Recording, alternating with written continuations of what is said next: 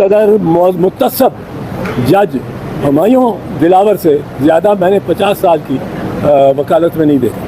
اس نے جس طرح کی پروپوز ملزم کے بارے میں لانچ کی ہیں اپنے فیس بک اکاؤنٹ سے, اور جو وہ یہ کر رہا ہے کہ کل آؤ آ جاؤ بس, اور اگر آپ نہیں آؤ اچھا پھر جو ڈیفینس وٹنسز کس قانون کی پروویژن کے تحت وہ مسترد کر سکتا ہے. یہ تو میرا یا ملزم کی صفائی کا ہے.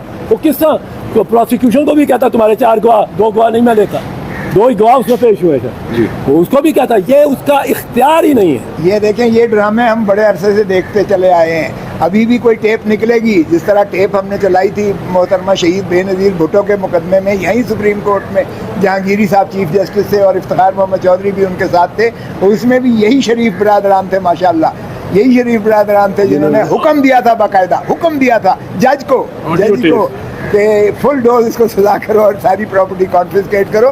اور وہ بھی سپریم کورٹ نے لکھا تھا bias floating on the surface of the record. یہ بھی اگر کوئی کرے گا فیصلہ تو bias is floating on the surface of the record, ہوا میں اس فیصلے کو اٹھا کے بکھیر کے سپریم کورٹ یا ہائی کورٹ پھینکے گی. عطا تارڑ نہ اس میں کمپلینٹ ہے, نہ اس میں وٹنس ہے, نہ یہ گورنمنٹ کا کیس ہے. اس میں election commission of Pakistan complaint ہے. کیا عطا تارڑ صاحب اس کیس کی پیروی کر رہے ہیں؟ کیا ان کی آشیرواد سے یہ کمپلینٹ فائل ہوئی ہے؟ یہاں سے آپ کو الیکشن کمیشن آف پاکستان کی بدنیتی اور حکومتی بدنیتی سامنے نظر آ گئی ہے کہ ہر تاریخ پہ اپنا جتھا لے کر وہاں پہنچتے ہیں اور جا کر کے کورٹ کو پرسویٹ کرنے اور پریشرائز کرنے کی کوشش کرتے ہیں. اور ایک بات آج جو میڈیا کے حوالے سے بھی بات ہو رہی ہے میں واضح کر دوں, آج سپریم کورٹ میں یحییٰ آفریدی صاحب کی سربراہی میں جو بینچ تھا انہوں نے یہ واضح کر دیا ہے کہ آپ کو ہم آلریڈی ریلیف دے چکے ہیں, کیونکہ جب کسی جج کے خلاف ٹرانسفر اپلیکیشن آ جائے تو وہ فائنل آرڈر پاس نہیں کر سکتا, یہ لاء میں لکھا ہوا ہے. تو لہٰذا جب ہم یہ آرڈر آلریڈی دے چکے ہیں کہ آپ کی ٹرانسفر اپلیکیشن ٹیک اپ ہوگی, آپ کی کرمنل ریویژن کے ساتھ سنی جائے گی, تو اس کا مطلب ہے کہ ہماری طرف سے انٹرم ریلیف آلریڈی موجود ہے. اس لیے انہوں نے نوٹس کر دیا ہے. یہ آپ سارے میڈیا کو پتا ہونا چاہیے کہ ہمایوں دلاور جو کہ ایک متعصب جج ہے جس کے خلاف آلریڈی درخواستیں آ چکی ہیں اور سپریم کورٹ ڈائریکشن دے چکی ہے اسلام آباد ہائی کورٹ کو کہ ان ٹرانسفر اپلیکیشن کو کرمنل ریویژن کے ساتھ مل کے ڈیسائیڈ کریں. اور اسلام آباد ہائی کورٹ کے چیف جسٹس صاحب کو ایف آئی اے کو یہ کیس نہیں بھیجا جانا چاہیے تھا, ان کو خود اس کو فائنل ڈیسیژن کرنا چاہیے تھا. لہذا اس حوالے سے جو لوور کورٹ ہے وہ اس کو ملٹری سیکرٹری کو کورٹ وٹنس کے طور پر, چونکہ وہ ریلیٹڈ ہے, فیکٹس جانتا ہے, اس کو وہ طلب کر سکتی ہے.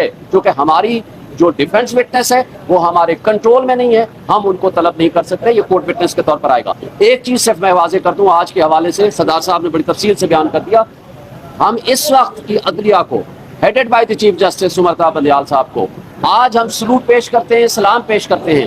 جس طرح حکومت نے اس کو ڈیلے کرنے کی غرض سے, طوالت دینے کی غرض سے جو ڈیلینگ ٹیکٹکس پہلے دن سے استعمال کر رہے ہیں اور کل اپلیکیشن دی کہ اس کو آپ لارجر یا فل کورٹ میں لے جائیں, مقصد صرف یہ تھا. حالانکہ سردار صاحب اور اعتراض حسن صاحب پہلے دن سے اور ہم سب کی رائے تھی کہ آپ فل کورٹ بنائیں, لیکن چھٹیاں ہیں, فل کورٹ اویلیبل نہیں ہے.